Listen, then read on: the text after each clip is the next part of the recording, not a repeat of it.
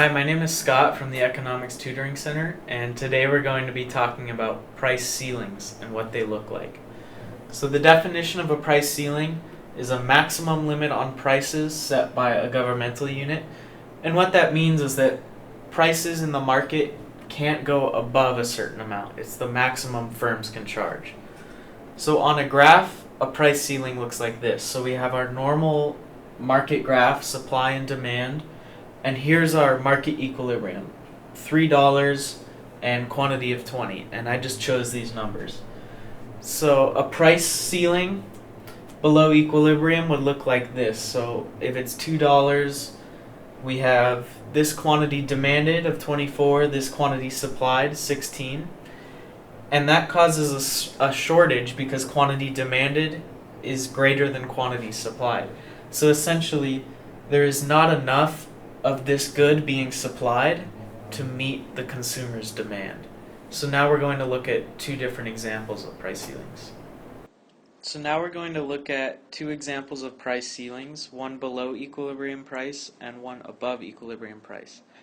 So first, let's say that the government sets a price below equilibrium, a price ceiling, and let's say it's $4.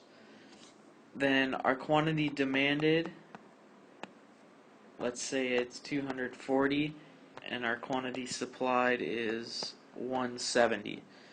So now if we look at this graph, we have quantity demanded is 240, quantity supplied is 170. So quantity demanded is greater than quantity supplied, and that means there's a shortage. There's not enough supply to meet the consumer's demand. So to actually calculate this value, the shortage, we take quantity demanded, subtract quantity supplied, and that gives us a shortage of 70 units. Now if we look at an example of a price ceiling set above equilibrium, let's say it's $8, we have quantity supplied is 250, quantity demanded is 160. So now we have quantity demanded is 160, quantity supplied is 250, and notice this time that quantity demanded is less than quantity supplied, so there is no shortage. And the reason this happens is that a price ceiling is a maximum price, so firms cannot charge above that price. But if our price ceiling is $8, firms can charge the $6 equilibrium that they were charging before, so they will do that. And this price ceiling above equilibrium actually has no effect on the market. So that's an important thing to remember. Price ceiling